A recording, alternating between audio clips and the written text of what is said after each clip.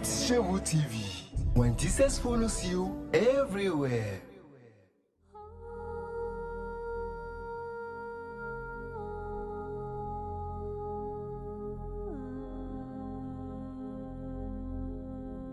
Bonjour, bienvenue dans votre émission Au cœur de la femme chrétienne. Aujourd'hui, nous allons parler d'un thème très croustillant, le chrétien et la prophétie.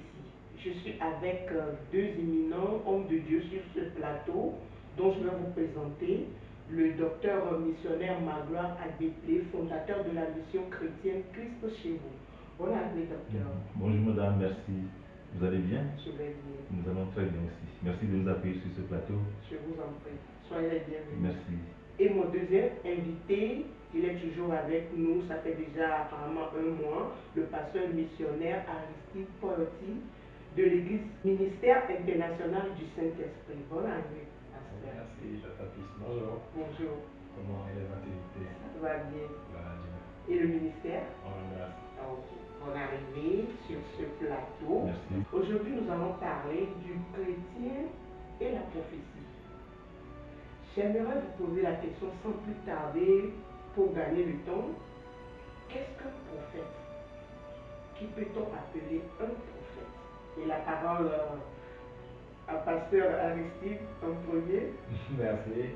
Et un prophète, c'est qui? Un prophète, c'est avant tout un homme de Dieu. Okay? Un serviteur que Dieu a appelé, Oui. à travers lequel Dieu donne un message pour son peuple. Okay? Et donc, quand nous parlons de prophète, le prophète, c'est cette personne qui reçoit un message de la part de Dieu pour le peuple de Dieu. Merci. Je vous en prie. Docteur, vous avez ajouté quelque Justement, chose? comme l'a dit le pasteur Aristide, le prophète, c'est celui qui a ce don de révélation, mais le don de révélation lui vient par le Saint-Esprit. Donc, le Saint-Esprit lui révèle les choses cachées et lui ne fait que ressortir cela pour soit prévenir ou amener les gens à prier, à intercéder et à faire avancer donc la révélation pour qu'elle devienne chose palpable, pour qu'elle prenne chair au corps, comme on dit. Ok, merci pour vos explications. Est-ce que je peux savoir, avec vos apports ou bien vos arguments, quelles sont les caractéristiques d'un vrai prophète? Les caractéristiques d'un vrai prophète. Si quelqu'un nous voit dans la rue maintenant, ou bien quelqu'un qui veut, parce que d'habitude ceux qui sont instruits, ils aiment ces choses, ils aiment ces choses-là, ce qu'on les décrive, on donne des explications approfondies ou bien toc toc. Donc si quelqu'un vous voyait maintenant et vous demandait les caractéristiques d'un vrai prophète, qu'est-ce que vous en direz? Merci beaucoup. Oui. Peut-être à première vue, je lui dirais qu'il n'y a pas de caractéristiques. Mais il y en a. Pourquoi? Parce que le prophète, quand tu le vois, c'est pas écrit sur son front prophète. Alors quand tu le vois en face, tu ne peux pas savoir que c'est un prophète, si c'est un véritable prophète ou quoi. Maintenant, dans la Bible, nous avons des critères à travers lesquels nous pouvons reconnaître un vrai prophète. Et le livre de Deutéronome nous a dit que le prophète, c'est celui-là qui dit un message, qui apporte un message, et nous pouvons voir la véracité de ce prophète lorsque son message ou sa prophétie s'accomplit. Ok? Et pour connaître un vrai prophète, c'est à travers les fruits qu'il porte. Ok? Donc, il y a, quand nous nous référons plutôt au premier passage de Deutéronome, ça a trait plutôt au don. Mais quand nous référons plutôt au deuxième passage de Galates, ça a trait plutôt à quoi? Au fruit de l'esprit que la personne dégage. Mais au-delà de toute chose, moi je vais vous dire que pour reconnaître d'abord un vrai, un éminent, un vrai homme de Dieu, un vrai prophète, il faut d'abord se baser sur les fruits que cette personne porte. Pas d'abord sur le don, mais d'abord sur les fruits. Voilà, merci. Merci. Oui, parce que justement, au-delà de ce que nous savons sur la révélation, les révélations ne viennent pas que forcément des prophètes, donc des gens qui sont appelés par Dieu, mais aussi les mages. Vous savez, les magiciens, ils peuvent vous révéler des choses, et des choses secrètes, des choses cachées, mais si ce n'est pas suscité par l'Esprit Saint, ce n'est pas de la prophétie. Voilà. Donc, il faut, moi je vais dire la caractéristique fondamentale, c'est le Saint-Esprit. Amen. Je vais rester avec vous en même temps en vous posant la question, comment on peut savoir l'authenticité d'une prophétie? L'authenticité d'une prophétie, vous savez, celui qui reçoit la prophétie, ou celui à qui on prophétise, ne peut pas savoir si la prophétie elle est vraie jusqu'à ce que cela prenne corps, ou cela devienne une chose palpable, une chose qu'on peut toucher. L'authenticité donc vient après l'accomplissement de la prophétie. Donc entre la prophétie et son accomplissement, il y a un certain nombre d'étapes à suivre. Et c'est ces étapes-là qui nous amènent à dire qu'en fin de compte, ce qui m'avait été révélé est authentique. C'est un peu ça. C'est-à-dire que dès que quelqu'un vous rencontre, il vous dit qu'il est prophète et puis vous révèle des choses, d'abord, il faut que la personne soit suscitée, ait le Saint-Esprit, ait le don du Saint-Esprit. Ensuite, il faut que sa prophétie passe par un certain nombre de processus pour finalement s'accomplir, pour aboutir à un accomplissement, pour qu'on dise que ce qui avait été dit au départ est réel. Et quels sont ces processus-là? Justement, parce que moi je pense que quand on vous révèle des choses, il y a le prophète et la personne concernée qui ensemble doivent travailler sur ce qui a été révélé. C'est-à-dire que lorsqu'un prophète vous dit, par exemple, que dans votre vie il va se passer ceci ou cela, vous n'allez pas rester les bras croisés et attendre que cela arrive. Mais il faut accompagner la prophétie des prières, si vous voulez, des intercessions s'il le faut. En tout cas, on ne peut pas rester les bras croisés. C'est comme une femme enceinte, j'ai l'habitude de dire, dès lors qu'elle porte la grossesse, c'est à elle de savoir comment faire pour que la grossesse aille à terme dans les meilleures conditions. Donc dès lors que vous avez la prophétie, c'est à vous d'accompagner la prophétie jusqu'à son accomplissement. Merci, docteur.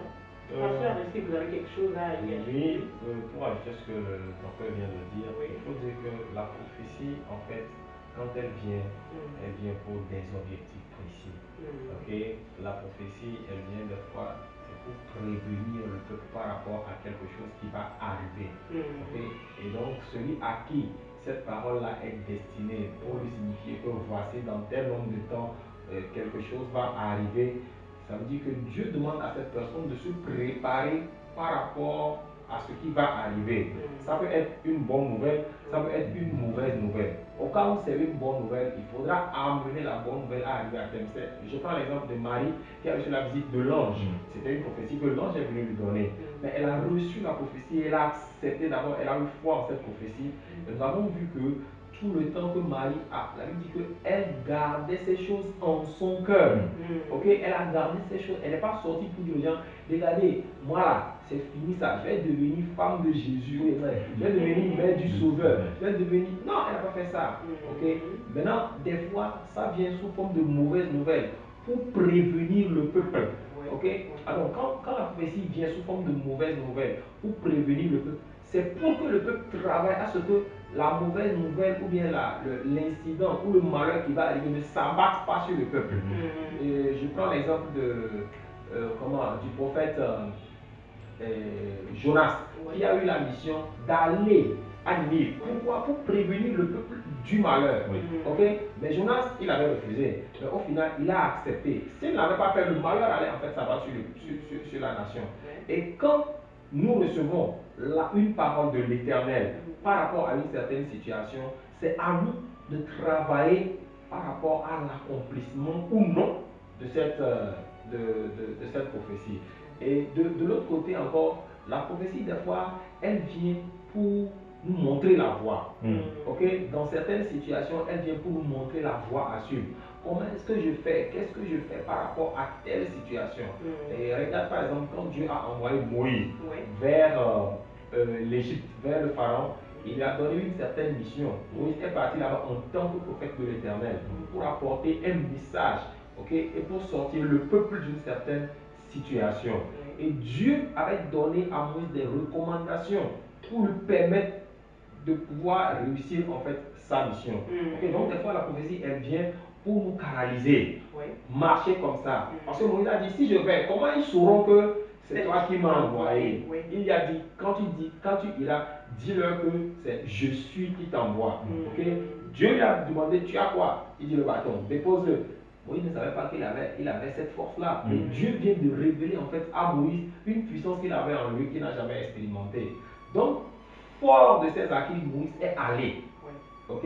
Donc, quand la prophétie vient, elle va te mettre sur une certaine voie. Elle te donne des directives, elle te donne des prévisions. Elle te dit, ok, fais ceci, fais comme ça, agis comme ça.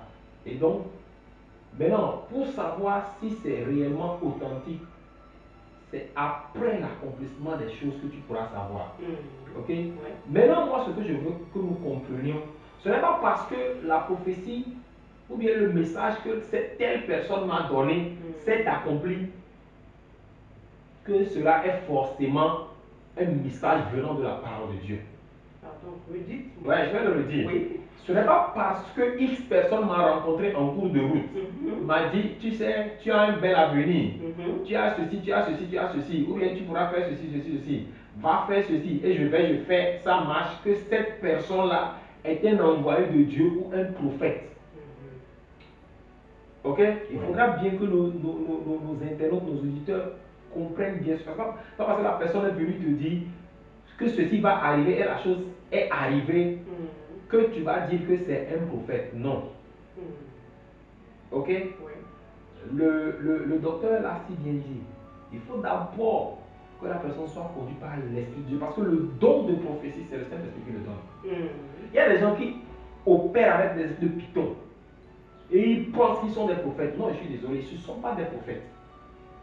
Il y a des gens qui peuvent voir dans ta main, et puis avec la géomancie, et puis les gens pensent que parce que comme ce n'est pas un don donné à tout le monde, bon, les gens sont souvent comment, stupéfaits, ébahis quand on lui dit, quelqu'un qui te voit que tu ne connais pas, qui commence à te raconter des choses de ta maison. Mais c'est normal que tu te dises, waouh, j'ai rencontré. Et généralement, nous leur donnons le nom de prophète, prophète, prophète, prophète. Et ça salit en fait l'image des vrais prophètes.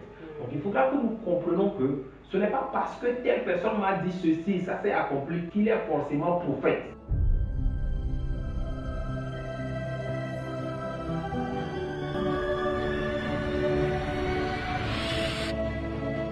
Christ chez vous TV. When Jesus follows you everywhere. Ce n'est pas parce que telle personne m'a dit ceci, ça s'est accompli, qu'il est forcément prophète. Si je comprends bien votre explication, je peux dire qu'une tierce personne, étant chrétien ou bien pas chrétien, peut nous dire quelque chose qui peut arriver toutefois. Bien sûr. Bien sûr. Bien sûr. Un enseignant peut te dire quelque chose, et ça va arriver. Un évangéliste peut te dire quelque chose, ça va arriver. Même un frère dans l'église, un intercesseur peut te dire quelque chose, ça va arriver. Ça ne fait pas de lui un prophète. Ok? Ça ne fait pas de lui un prophète. Il y a des gens qui ont reçu le don de la prophétie. Et il y a des gens qui ont l'esprit de la prophétie. Le prophète a l'esprit de la prophétie. Ok? Voilà. Mais un chrétien quelconque peut recevoir le don de la prophétie. Voilà. Ok? Un chrétien quelconque peut recevoir le don de la prophétie. Il va donner un message en temps de la part de l'Éternel. Mais le prophète, il est appelé Dieu. Samuel, par exemple, est né. Le gars, c'est un prophète. Samuel, de la Bible, qui était avec le sacrificateur Élie, c'est un prophète. Ok? Dieu a fait de lui prophète. Ok? Il a pour mission de venir travailler sur terre comme prophète. Il n'a pas reçu le don de la prophétie, il a l'esprit de la prophétie. Vous voyez, non? Donc, il faut comprendre en fait ces petites particules-là pour que les chrétiens eux-mêmes ne s'embrouillent pas. Et que quelqu'un qui, à un moment, commence par avoir des révélations dans les rêves, commence par dire que je suis prophète. Non, non, non. Que nous comprenions bien que n'est pas chrétien qui veut, et n'est pas prophète qui veut, mais est prophète celui que Dieu fait prophète. Amen. Merci. Que Dieu vous bénisse abondamment. Amen. J'ai une question qui est d'actualité et qui nous dérange, nous les chrétiens, dans la foi aujourd'hui. C'est à propos des faux prophètes. Parce qu'aujourd'hui, nous sommes confrontés à plein de personnes qui se disent prophètes, mais à la longue, vous verrez qu'ils sont des faux. Comment nous pouvons, je ne sais pas comment vous poser la question aussi. Les faux prophètes, comment on peut les reconnaître? Avant de revenir à cette question, Oui. de tenter de répondre à cette question, Oui. je voulais revenir un peu sur ce que disait le pasteur Aristide. Vous Oui. savez, lorsque, je donne un exemple de la Bible, lorsque Marie a été visitée par l'ange et qui lui a annoncé sa grossesse, et cette parole venue de Dieu a été confirmée par Élisabeth. Donc Marie, elle est allée voir Élisabeth, qui tout d'un coup lui dit, ah, mais vous êtes bienheureuse, vous portez une grossesse. Vous voyez, comment est-ce qu'Élisabeth savait que Marie portait une grossesse? Donc lorsque quelqu'un vous révèle quelque chose, il faut, dans certains cas, il faut bien qu'il y ait une confirmation venant d'un homme de Dieu, d'un pasteur, d'un prophète, en tout cas de quelqu'un qui a été suscité, conduit par le Saint-Esprit, pour que vous soyez rassurés de ce qui vous a été dit. Alors, aujourd'hui, le monde est confronté à un certain nombre de difficultés, le monde chrétien, je veux dire, surtout la question des faux prophètes, comme vous dites. Mais, comment les reconnaître? La Bible dit, vous les reconnaîtrez à leurs fruits déjà, on en a parlé. Et la Bible nous met en garde. La Bible a bien dit que plusieurs viendront et vous diront qu'ils sont appelés de Dieu, ils sont prophètes de Dieu, mais ils sont des prophètes suscités par Dieu, mais ils ne le sont pas. Alors, la première caractéristique, est-ce que le prophète que vous avez en face, ou bien à qui vous vous fiez, est-ce qu'il est conduit par le Saint-Esprit? Ensuite, vous ne pouvez pas tout simplement vous fier à quelqu'un sans prêter vous-même attention au comportement de la personne. Je veux dire. Aujourd'hui, nous ne vivons pas avec les prophètes à la maison pour savoir ce qu'ils sont et ce qu'ils ne sont pas. Mais nous vivons avec les mêmes personnes dans la société. On n'est pas toujours obligé d'être avec eux à la maison. Mais on peut nous-mêmes faire un certain nombre de démarches pour vérifier, en tout cas, la crédibilité chrétienne de cette personne. Excusez-moi, docteur. Nous pouvons faire la démarche en faisant quoi? Quelle démarche? Moi, je viens à l'église, je cherche quelque chose. Je vais commencer par enquêter sur mon prophète pour savoir qui il est et ce qu'il n'est pas. Je ne peux pas. C'est là où justement... Je suis en train de chercher quelque chose. Oui, c'est là que nous tombons dans le piège de la plupart de ces faux prophètes, comme vous les appelez. Vous allez à l'église, vous cherchez quelque chose. Oui. Moi, je pense qu'on va à l'église, ce n'est pas pour chercher quelque chose. On va à l'église pour chercher Dieu. Donc, au lieu de chercher l'argent, cherchez Dieu qui donne de l'argent. Au lieu de chercher la guérison, cherchez Dieu qui guérit. Et dès lors que vous vous comportez de cette manière, personne ne peut vous tromper, personne ne peut se présenter à vous comme étant prophète et que vous allez le croire sur parole pour qu'il vous amène à faire des choses qu'il ne faut pas faire, en tout cas des choses qui ne sont pas en lien avec la direction du Saint-Esprit. Donc moi je pense que la plupart des chrétiens commettent l'erreur d'aller chez des prophètes ou dans des assemblées pour chercher pour chercher ça, au lieu d'aller chercher Dieu d'abord. Donc je répondais un peu à je reprenais un peu ce que vous disiez en parlant de vous allez à l'église pour chercher quelque chose. Alors pour revenir fondamentalement à la question liée au faux prophète, moi je dis, si quelqu'un se présente à vous comme étant prophète, et vous le côtoyez quand même pendant un certain nombre de temps. C'est-à-dire, si c'est dans votre assemblée, oui. Mais s'il n'est pas de votre assemblée, vous n'allez pas le croire sur parole. Je ne peux pas rencontrer quelqu'un dans un coin de la rue qui va me révéler une ou deux choses concernant ma vie, et puis je vais me fier à la personne. Peut-être c'est un magicien. Donc,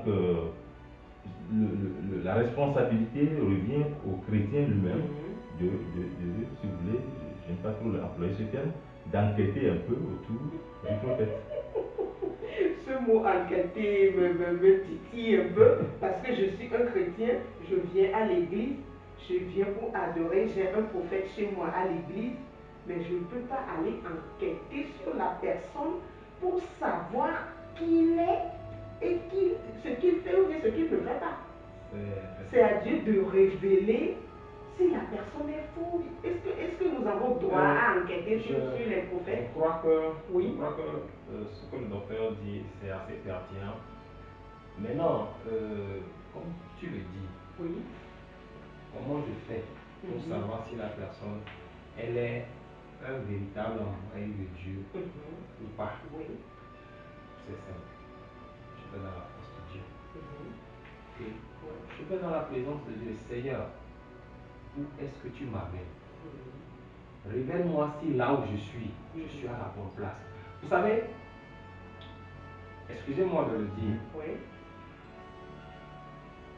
ce n'est pas chez n'importe quel prophète que tu auras n'importe quelle solution. Ta solution n'est pas forcément chez le prophète X, mais ta solution peut être chez le prophète Y. Donc, tu peux être chez un prophète X qui est un vrai homme de Dieu, un véritable prophète, mais ne jamais avoir ta solution. Pourquoi? Parce que tu n'es pas d'abord à la bonne place. Le problème, c'est que aujourd'hui, les gens ne cherchent pas à Dieu, ils ne demandent pas à Dieu de leur montrer d'abord la meilleure place, ou bien la bonne place pour eux, ou la bonne bergerie. Quand tu es à la bonne bergerie, tu es exempt de tout. Mais quand tu n'es pas à la bonne bergerie, c'est là où les gens commencent par chercher des solutions de gauche à droite. Ok? Maintenant, la deuxième chose, quand Dieu maintenant te révèle, ok, que c'est un prophète, parce que la Bible dit quoi? Nous avons vu que dans l'Ancien Testament, Dieu a toujours parlé par les prophètes. Dieu a toujours parlé, il a délivré son peuple. La plupart des choses que Dieu a fait, la Bible dit qu'il ne faisait rien sans informer ses prophètes. Même parfois, il consultait les prophètes avant d'y aller à la guerre. Donc, voilà, et le peuple venait vers les prophètes. Ok. Maintenant, les gens aujourd'hui, excusez-moi de le dire, les gens aujourd'hui, je ne sais pas trop si c'est parce ils étaient dans l'Ancien Testament, ils sont restés figés aux habitudes de l'Ancien Testament. Je ne dis pas de ne pas aller consulter le prophète, mais les gens ne vont pas consulter le prophète pour savoir ce que Dieu dit. Les gens vont aujourd'hui pour consulter le prophète comme un devin, en fait. Oui, c'est ça, justement. Vous voyez, comme un devin. Parce que si tu vas consulter le prophète en qualité d'un homme de Dieu, il peut même te dire des choses que tu ne veux pas, qui ne vont pas te plaire. Mais parce que c'est Dieu qui a parlé, tu vas le faire. Ok? Pourquoi je dis ça? Excusez-moi, c'est très simple. Tu vas vers un homme de Dieu. La Bible dit que un monsieur est venu vers le Seigneur Jésus. Il dit, grand maître, comment faire pour avoir part à la vie? Il dit, bon maître. Jésus d'abord lui dit, pourquoi tu m'appelles bon? Pourquoi tu m'appelles bon? Ok? Déjà, ça veut dire qu'il est resté de loin. Il a entendu des témoignages de la part de Jésus. Ou bien, ce n'est pas une enquête. Mais quand la personne commence par apparaître, on va toujours entendre parler de lui. Que ce soit de la bonne façon ou de la mauvaise façon. Donc, avant d'aller vers un homme de Dieu, c'est parce que tu es convaincu que celui-ci est un homme de Dieu. Nicodème est venu vers Jésus. Il dit, ce que tu fais là, mais on sent que le Seigneur Dieu est avec toi, que tu es un envoyé. Ce que tu fais là, les gens là, il n'a pas dit ça, mais je sais que c'est ce qu'il a pensé avant d'arriver. Les autres parties sont là. C'est les maîtres parisiens là qui se font là. Non, non, non. Nicodème savait que Jésus. Donc, il y a d'abord le témoignage intérieur. Et l'Esprit de Dieu va te révéler que ici, c'est un homme de Dieu. Moi, il m'est arrivé de rentrer dans une église et je vous dis la vérité. Je n'ai pas fait un mois dans cette église quand le Seigneur m'a révélé que ce n'était pas un bon prophète. C'est parce que vous priez, non? Entre autres, mais ce que moi j'appelle enquêter tout à l'heure, vous l'avez su bien dire, c'est, vous voyez, quand Nicodème, avant que Nicodème approche Jésus, il a dû se renseigner. Bien sûr. Il a dû se renseigner sur les œuvres de Jésus. Quelles sont les œuvres que Jésus a déjà accomplies. Et donc ça vous rassure d'une certaine manière. Donc vous n'allez pas vous fier à quelqu'un comme ça tout d'un coup parce qu'il vous a dit qu'il est prophète. Il faut que vous l'enseigniez sur ses œuvres. Et la Bible dit, si vous voulez, on peut lire dans 1 Corinthiens 13, verset 22, si j'ai le don de prophétie, la compréhension de tous les mystères et toute la connaissance, et si j'ai même toute la foi jusqu'à transporter des montagnes, mais que je n'ai pas l'amour, je ne suis rien. Donc, est-ce que, Principal. oui, est-ce que ce prophète, est-ce qu'il a l'amour? Donc, c'est à vous de vérifier ça. Vous voyez? Et la Bible nous dit aussi dans 1 Thessaloniciens 5, verset 21, mais examinez tout et retenez ce qui est bon. Examinez tout. Donc, il nous faut faire un examen. Nous n'allons pas accepter les choses tout d'un coup comme ça, sans vouloir, sans faire un examen au préalable. Et la Bible ajoute, abstenez-vous de toute forme de mal. Donc là, quand la Bible dit examinez tout, c'est examiner. Quand la Bible dit qu'on peut avoir la foi et tout cela, prophétiser, même faire déplacer des montagnes, mais si on ne manifeste pas l'amour, on n'est pas prophète. Vous voyez, donc il faut que le chrétien qui va vers un prophète ou qui va à la rencontre d'un prophète puisse faire ce trajet-là entre prière, donc chercher la face de Dieu, et découverte de la personne à travers les œuvres de la personne. À travers ses œuvres, comme Nicodème s'est rapproché de Jésus, justement parce qu'il a entendu parler de ses œuvres. Il a été certain que c'était le bon prophète, c'était le bon maître. Donc nous sommes obligés de faire des examens. C'est ce que j'appelais enquêter, en tout cas, voilà, vérifier. Non, c'est pas on va embaucher la CIA, on va alerter les polices. Bien-aimés dans le Seigneur, que Dieu vous bénisse abondamment. Aujourd'hui, nous sommes sur le thème le chrétien et la prophétie. Et nous avons parlé des prophètes, des vrais et des fous. Et les personnes nous ont expliqué concernant comment un vrai chrétien doit faire les démarches, le processus, enquêter, je vais emprunter le mot, enquêter ou bien veiller, vérifier, oui, examiner, à ce que vous ne tombiez pas sur un faux prophète ou bien dans la maison d'un vaudou ou quelqu'un qui pratique des choses de magicien, des choses de fétiche. Un féticheur en costume. Oui. Des féticheurs en costume. J'allais même dire, le pasteur ici, il a dit quelque chose tout à l'heure, Oui. sur lequel je vais rebondir. Il a dit, ça c'est très important, il a dit que c'est pas parce que la personne s'appelle prophète qu'il faut toujours la suivre. Pourquoi? Il a dit, on peut avoir une prophétie pour quelqu'un, mais pas pour tout le monde. Mais ce qu'on constate aujourd'hui, c'est qu'il y a des prophètes, et ça je parle pour moi-même et pour certaines personnes certainement, il y a des prophètes qui ont même ouvert des cabinets de prophétie.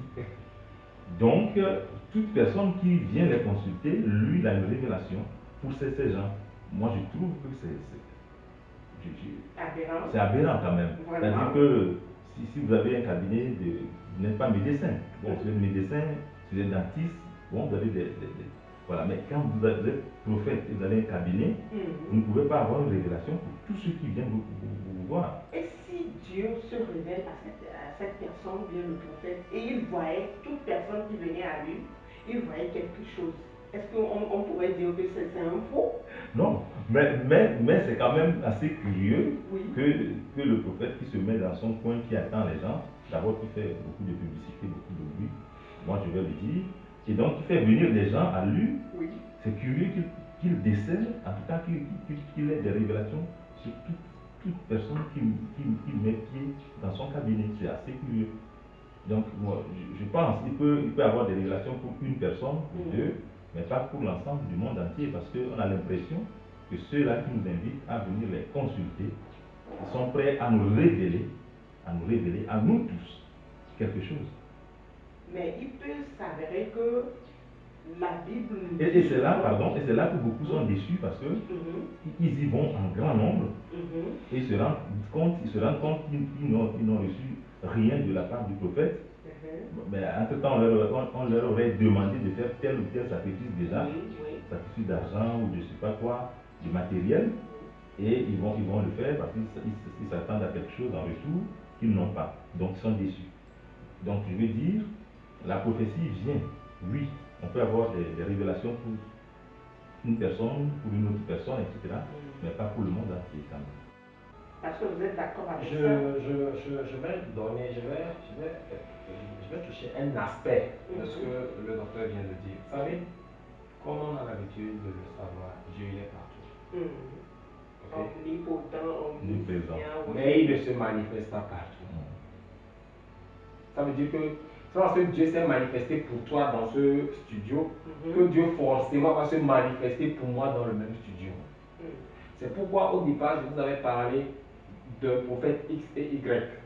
Nous n'avons pas les mêmes solutions. C'est-à-dire que nous ne pouvons pas, je peux aller chez le prophète X, ne pas avoir de solution, mais aller chez le prophète Y et avoir une solution ou bien la solution. Ça ne veut pas dire que si tu viens, le même produit ne guérit pas toutes les maladies. Dieu, en choisissant les prophètes, il les a choisis pour des missions spéciales. Et il les a choisis. Vous allez voir que dans la Bible, ok, en commençant par Moïse jusqu'à, ou bien encore le prophète Élie, vous allez jusqu'au, bon, je vais appeler les prophètes majeurs et les prophètes mineurs. Vous allez voir que, même quand je prends l'exemple d'Ésaïe, Ésaïe a commencé par prophétiser. Ésaïe, quand vous allez dans le livre d'Ésaïe, chapitre 1, verset 1, Ésaïe a commencé par prophétiser de la part de l'Éternel. Mais c'est Ésaïe au chapitre 6 que Dieu va se révéler maintenant à Ésaïe. Il parlait de la part de qui? Il parlait de la part de Dieu. Maintenant, pourquoi c'est au chapitre 6 que Dieu se révèle à lui? Parce qu'il a un ton fixé pour lui. C'est pourquoi il se révèle à lui en ce chapitre 6. Maintenant, nous les chrétiens d'aujourd'hui, qu'est-ce que nous faisons? Nous n'aimons pas attendre l'Éternel. Nous n'aimons pas attendre le temps de Dieu. Et donc, quand nous courons, nous voulons avoir à tout prix ce que nous recherchons. Ok? L'Ecclésiaste a dit qu'il y a un temps pour tout. Le temps n'est pas encore. Tu cours pour aller où?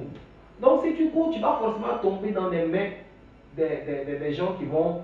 Il y a des vrais prophètes quand tu viens. Moi, excusez-moi, bon, je vais le dire, hein, mais excusez-moi. Mais moi, mon père spirituel, c'est un prophète. Mais quand tu viens, il n'a aucune révélation. Il va te larguer des choses. Hein. Tu vas dire, tiens, il va dire, mon frère, c'est ce que Dieu m'a dit de te dire. Si tu veux, tu fais. Si tu ne veux pas, tu ne fais pas. Mais tu vas te rendre compte que le monsieur, il s'en fout de toi, quoi. Mais c'est pas qu'il s'en fout de toi. Ce que Dieu lui a dit de dire là, c'est ça, il va te dire. Tu veux, tu fais. Mais s'il n'a pas de révélation, mais c'est fini. Vous savez, quand on lit 1 Jean 4, verset 1, il est écrit, bien-aimés, ne vous fiez pas à tout esprit, mais mettez les esprits à l'épreuve pour savoir s'ils sont de Dieu. Car plusieurs prétendus prophètes sont venus dans le monde. Plusieurs prétendus prophètes sont venus dans le monde. Et donc la Bible nous invite à les mettre à l'épreuve. Et le mal dans tout ça là, c'est que les chrétiens d'aujourd'hui ne cherchent plus Dieu. C'est ce que je disais au départ, ils cherchent quelque chose. Dans les chrétiens d'aujourd'hui ne cherchent plus Dieu. Nous allons aller au jingle et nous arrivons tout de suite.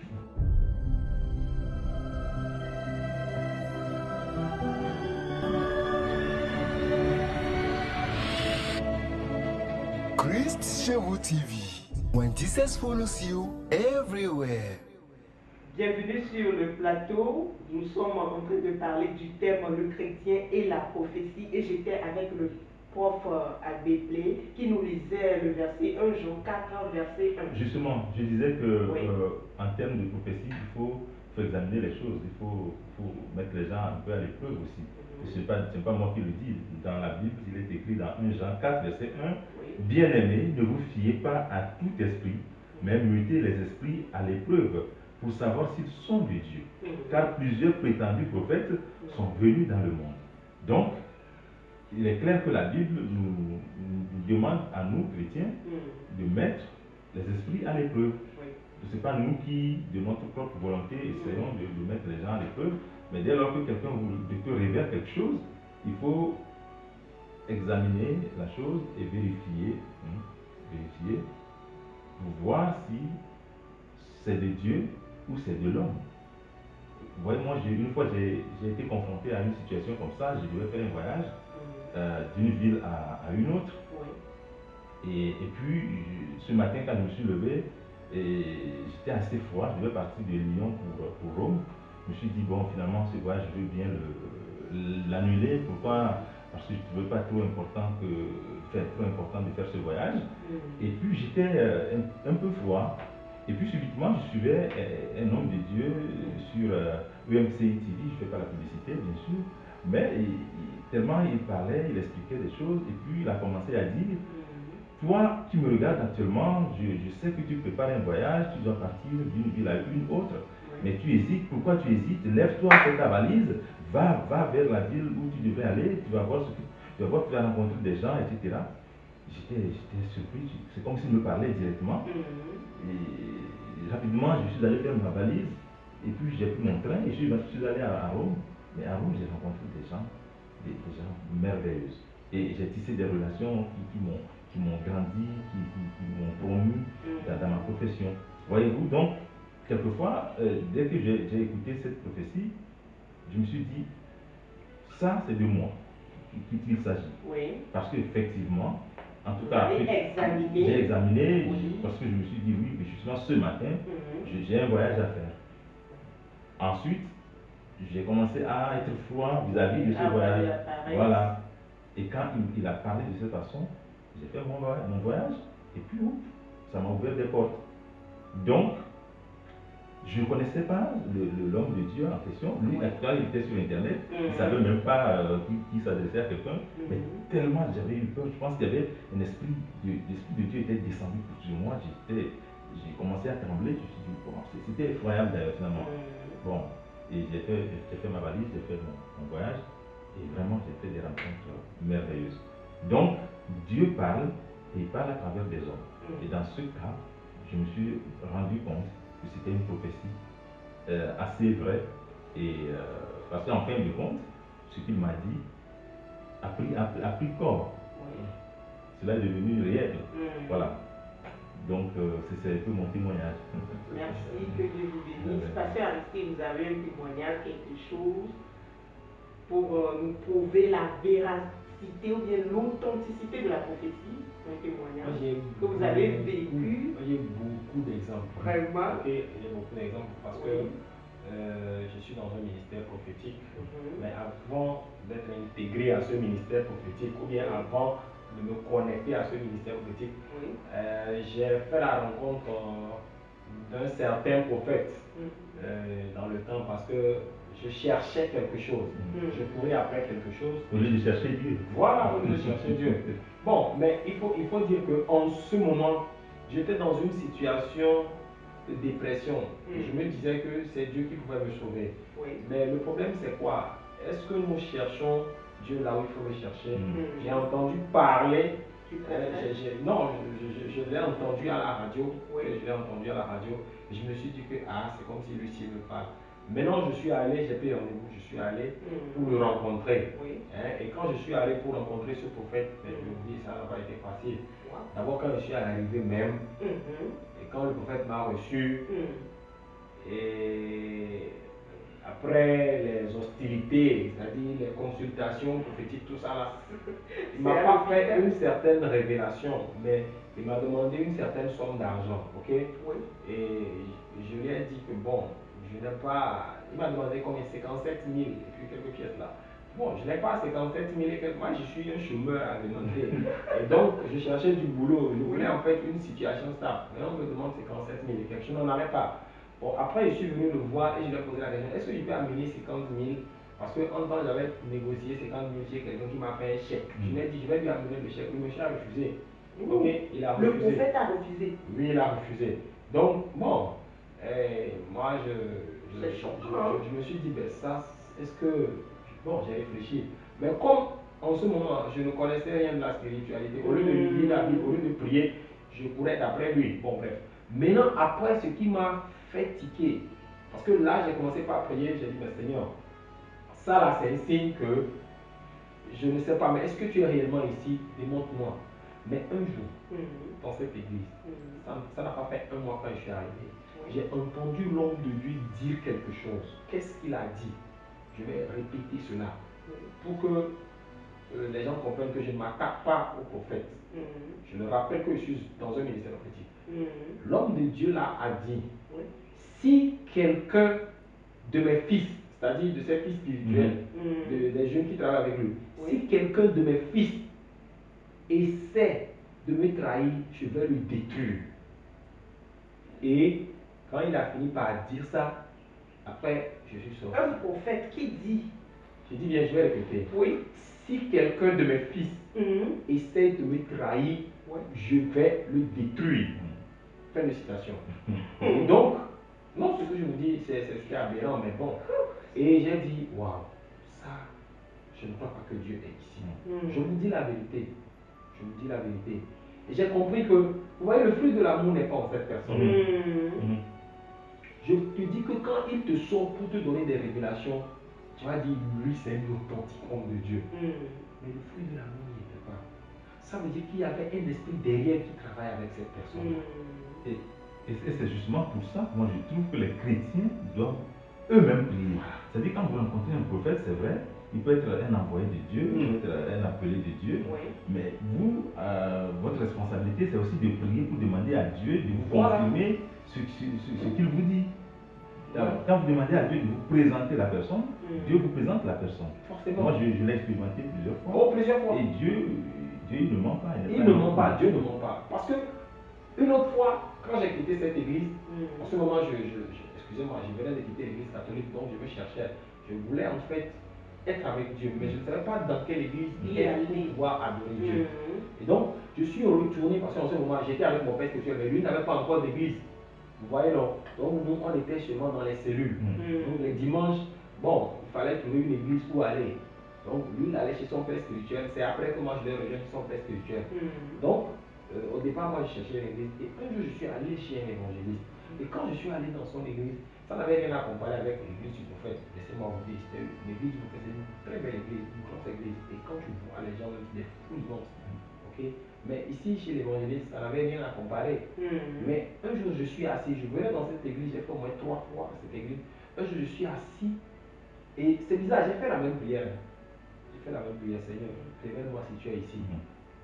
À un moment, j'ai levé ma tête comme ça, et j'ai vu une banderole. Et c'est écrit, l'Éternel est ici, et moi, je ne le savais pas. Je vous dis la vérité. Vous voyez, Dieu nous parle. Elle dit tantôt d'une manière, tantôt d'une autre. Aujourd'hui, cet homme de Dieu, je ne suis pas dans son église. Parce que je n'étais pas allé en fait pour y rester, parce que moi j'avais déjà mon ministère. Mais partout où je suis, quand il fait un ministère, je suis fier et je peux même recommander des gens à aller chez lui. Pourquoi? Parce que Dieu m'a authentifié qu'il est là. Je vous dis que j'ai vu une banderole où c'est écrit. Et c'était le verset de Jacob quand il était allé à Bethel. L'Éternel est ici et moi je ne le savais pas. Donc Dieu, il est partout, mais il ne se manifeste pas partout. Il peut même être dans l'église d'un faux prophète, mais il ne va pas se manifester.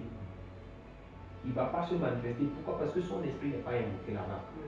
Vous voyez, son esprit n'est pas invoqué là-bas. Donc, l'esprit qui est invoqué là-bas, c'est l'esprit-là qui va répondre. Donc, pour nous qui allons visiter les prophètes ou quoi que ce soit, demandons d'abord à Dieu, est-ce que je vais à la bonne place?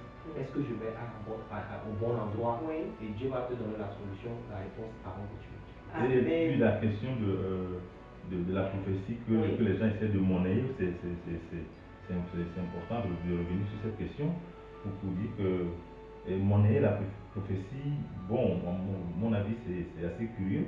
Et on vous a demandé 57 000, vous avez trouvé 50 000, mais ce n'était pas prenable parce qu'il fallait trouver absolument 57 000. Avec des pièces. Oui, avec des pièces, justement. Et mais, docteur, tenez-vous bien, à la fin, comment j'ai quitté cette église? On m'a lavé d'une eau là. On m'a lavé d'une eau. Elle dit que l'eau était puante ou bien comment? Ça sentait même grave. Vous voyez, c'est pourquoi je vous ai dit aujourd'hui qu'il y a des féticheurs habillés en costume. Vraiment. Qui prétendent être des prophètes. Ce ne sont pas des prophètes. Et c'est eux d'ailleurs qui sont en train de saper le travail des vrais prophètes. Sinon, les vrais prophètes, il y en a dans ce pays. Il y en a. Mais ces gens-là aujourd'hui, ils ont. Qui les amène à la repentance. Absolument. Oui, nous avons le devoir de prier pour eux. Il faut prier, il faut beaucoup prier. Parce qu'il y a beaucoup de vrais prophètes, mais les faux sont en train de tout engouffrer. Et malheureusement, on ne voit plus les vrais. Malheureusement, on ne voit plus les vrais. Et ces faux sont de la grande gueule, en fait. Dieu est omniprésent, omnipotent partout, mais ne se manifeste pas partout. C'est du pasteur Aristide, j'ai vraiment aimé ça. Pasteur Aristide et le professeur ADP, je suis très content de vous avoir sur ce plateau avec les explications que vous nous avez données aujourd'hui à moi, qui m'a édifié, aux internautes qui nous suivent, avec qui, nous qui sommes chrétiens aussi partout dans le monde, au Togo, en Asie, en Europe, de savoir discerner les vrais du faux prophète. Que Dieu vous bénisse abondamment. Le principe de la vie chrétienne est de la dépendance de Dieu et à l'obéissance à sa volonté. Est-ce que vous avez des mots de fin, mes pasteurs, mes invités? Oui, je vais peut-être entamer puis laisser le professeur clôturer. Oui. Je vais dire un sincère merci à Chris Chevu TV Foundation, à tout son personnel, à tout le staff qui est en train de bosser Dieu ici pour la gloire de notre Seigneur Jésus-Christ. Amen. Je tiens également à dire un sincère merci au ministère international du Saint-Esprit, et sur toi mon Père spirituel. Et je salue également ces hommes de Dieu, ces prophètes qui font un vaillant travail, mais malheureusement qui sont aujourd'hui en train de salir, ou bien dont l'image est salie par les faux. Que l'Éternel leur fasse grâce, et c'est Dieu qui bénit, c'est Dieu qui élève, et au moment opportun, Dieu saura en fait séparer l'ivraie de la consommation. Amen. Justement, Dieu, merci pour l'invitation, Merci à vous Madame aussi. C'était un plaisir d'être sur ce plateau et de débattre de ce thème assez pertinent, en tout cas. Et je pense que les internautes, ils ont pu tirer quelques enseignements de ce qu'on a dit ici. Et il faut surtout retenir que quand nous parlons des faux prophètes, ça ne veut pas dire, en tout cas quand on dit faux, c'est qu'il y a du vrai. Ça ne veut pas dire qu'il n'y a pas de vrais prophètes. Et il y a beaucoup de vrais prophètes, beaucoup d'hommes de Dieu, beaucoup d'hommes de Dieu qui font du bon travail, en tout cas qui sont dans l'œuvre missionnaire chrétienne et qu'il faut féliciter. Et malheureusement, il y en a aussi qui saisissent ces occasions pour noyer un peu ce que les gens essaient de faire de la meilleure façon possible. Donc ils essaient de noyer cela, de voiler cela à travers leurs actes. Mais nous pensons que Dieu sait faire la part des choses et nous devons nous fier plutôt à Dieu et il nous révélera les choses cachées. Amen. Fions-nous à Dieu et il nous révélera les choses cachées. Que Dieu vous bénisse richement et pourvoie à tous vos besoins selon la richesse de sa gloire. À la prochaine sur Christ chez vous TV Foundation. Bye bye.